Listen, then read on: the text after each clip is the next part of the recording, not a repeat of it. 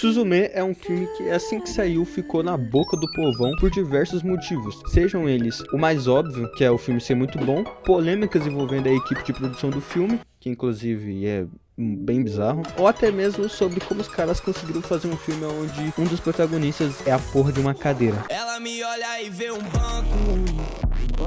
Suzume é uma jovem que mora com sua tia em uma pequena cidade, e eu não consigo não achar que essa é a mesma cidade onde se passa os outros filmes, porque todas parecem a mesma.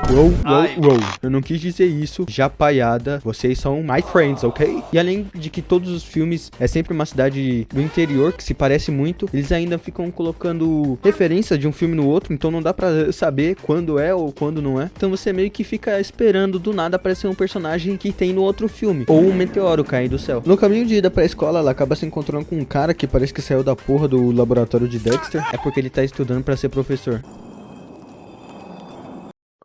Que porra de lógica é essa? Não, eu meio que entendo. Bem que as pessoas falam que pra você se encaixar no trabalho, você tem que se vestir a caráter, né? Por isso mesmo eu sempre saio só de calcinha na rua. Daqui a alguns meses eu anuncio meu OnlyFans. Mas sendo justo, ele tá realmente parecendo um professor. Aquele tipo de professor que acaba acidentalmente criando 3 meninas super poderosas. Além de usar um jaleco bizarro, ele ainda fala a coisa mais sem sentido sobre estar procurando uma porta. E é assim, crianças, que vocês identificam um weirdo. E mais maluco que ele é essa menina que sem motivo nenhum vai atrás dele. Quando eu digo sem motivo, é literalmente. Ela tem mais motivos pra não seguir ele do que pra seguir. Pelo que ela sabe, ele foi pras ruínas da montanha, falando uns bagulho bizarros sobre achar uma porta, e com a roupa que ele tá, ela já podia deduzir que ele fugiu de um manicômio. Mas ao chegar lá, ela não encontra ele, mas sim uma porta que dá pra ela uma visão linda e extraordinária. E sabe o que mais dá essa visão magnífica? Estudos e um futuro de sucesso. Pensei que eu ia falar de droga, né? E depois de tudo que acontece, ela simplesmente decide voltar à vida normal dela de colegial. O que, sinceramente, nem dá pra falar muito, né? Não é como se ela tivesse muitas escolhas. Mas se ela não sabia o que fazer pra começo de conversa, ela não deveria nem ter ido atrás do cara, caralho. Até que do nada ela começa a ver minhocas gigantes no céu, aonde ela é a única que consegue enxergar. Pior que eu tenho um amigo que é assim também, o Chris. Esse daí sempre fala que só enxerga minhocas. Todo lugar que ele olha é minhocas. Automaticamente ela pressupõe que tem alguma coisa a ver com aquela porta sinistra, e quando ela chega lá, a minhocona tá saindo da porta, aonde ela se encontra com o doidão. Assim que a minhoca cai no chão, acontece um terremoto. Assim sendo, ela ajuda o cara a fechar a porta para que a minhoca do cantor não estremecesse os solos japoneses. Eles dois descobrem que o selo que prendia o minhocão foi solto por ninguém menos que ela mesma, quando ela foi alguns momentos antes. E essa deve ser uma das primeiras vezes que a protagonista consegue foder com tudo, literalmente no começo do filme. Eles então se encaminham para casa dela para cuidar do ferimento dele, quando eles do nada se deparam com um gato todo fudido e arregaçado, caindo aos pedaços, e quem diria é o selo que ela libertou. E ele então transforma o cara em uma cadeira e foge. Que inclusive o nome dele era Solta, e agora é preso.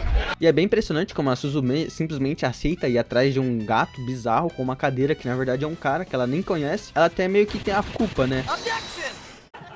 Drake! Que foi? Cadê a porta? Mas ainda assim, pra ela seguir o cara normalmente, é porque ela nem queria ficar em casa. Olha essa leitura de personagem, hein? Ela na verdade não gosta de ficar com a tia dela. Isso nem é comentado mais pra frente do filme.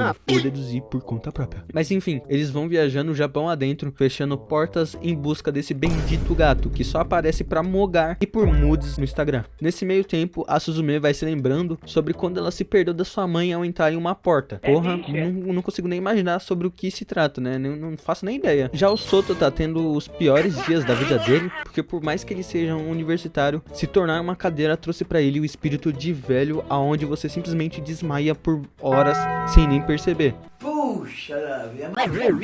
E a única coisa que traz ele de volta é a Suzume. Obviamente, afinal ela é a única que sabe que a porra da cadeira é uma pessoa de verdade. E isso porque eles não tentaram falar o resultado da loteria pra ele, que aí sim eles iam ver como essa cadeira ia levantar igual uma múmia. Eles decidem ir até o apartamento dele em Tóquio pra ver as anotações das outras portas e o outro selo. Lembrando que ela mora no interior e simplesmente de um dia pro outro ela viajou pra Tóquio com uma cadeira que fala atrás de um gato mágico, quase como a plot de um episódio de Tom e Jerry. Jerry. Nesse momento eles explicam mais sobre o que realmente é o minhocão e como o trabalho do Sota vem sendo feito de geração em geração. E se você parar pra reparar, eles sempre tentam retratar fenômenos naturais como monstros e deuses. E eu não falo só nesses filmes, mas o Japão em si sempre teve esse negócio de retratar essas coisas como algo muito mitológico, como por exemplo o Godzilla, que é uma retratação da bomba atômica, meio que para mostrar o terror que se passava no Japão, como dá pra ver muito bem o terror retratado com os filmes do Godzilla.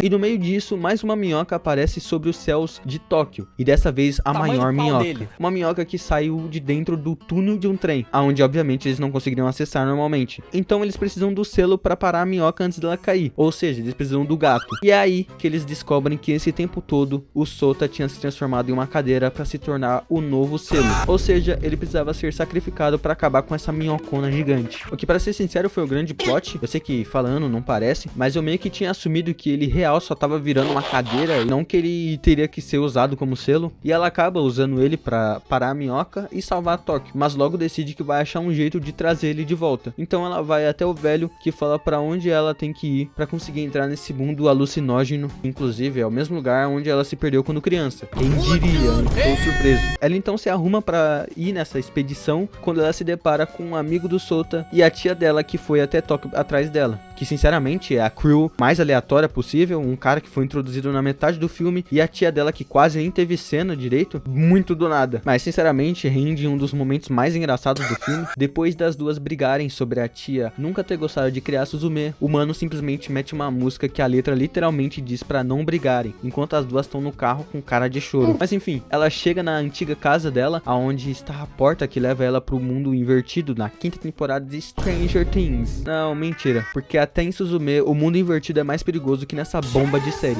Ela consegue achar a cadeira e troca o gato de lugar com a cadeira, que mais uma vez, esse tempo todo não queria voltar para ser o selo, mas decide que depois de ser elogiado uma vez, foda-se, eu vou me sacrificar mesmo. Ou seja, se essa porra desse gato não tivesse feito essa gracinha esse tempo todo, nada disso teria acontecido. Eles conseguem deter o grande minhocão, e quando eles vão sair do lugar, a Suzume vê uma criança andando sozinha. Quem você acha que é? Sim, é ela quando criança. A explicação é que esse mundo invertido meio que é todo o tempo, a todo momento. Assim, eu posso estar bem louco, mas se eu não me engano, ela só vai atrás do cara no começo do filme porque ela reconhece ele com o jaleco que ela viu quando criança. O que sinceramente não faz sentido, porque ela só reconhece ele porque ela no futuro tá com ele nesse lugar. Dá pra entender? Ela literalmente só conhece ele porque ela viu ele no passado, mas ela só viu ele no passado porque ela no futuro tá com ele. E meio que entra num loop de não fazer sentido como ela vai atrás dele se ela nunca conheceu ele. Ela inclusive dá a cadeira pra ela, criança, que mais uma vez ela precisa ter tido a cadeira quando criança pra poder dar pra ela mais velha. Mas de qualquer jeito, tirando isso, eles saem do mundo sequelado e meio que se despedem, com ele prometendo que vai voltar pra ver ela, depois de fechar todas as portas. Lembrando que ela é uma colegial e ele um universitário. No final nós temos uma cena dela indo pra escola e encontrando com ele do mesmo jeito que eles se encontraram pela primeira vez. Que na verdade não foi a primeira vez, né? Porque ela já viu ele criança. Lembrando mais uma vez que ela é estudante e ele é universitário. Mas no geral, o filme em si é bem entretível, tem uma animação que chega a ser bom pra saúde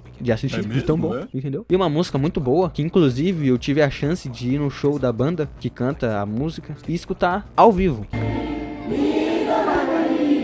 Caso você não tenha visto, tem um vídeo falando sobre essa experiência e tudo mais, tá aí no canal. E tem uma linda mensagem de superação, aonde você só precisa encontrar com você mesma do futuro e receber dela algo que ela supostamente não deveria ter. E pronto, seu futuro tá garantido.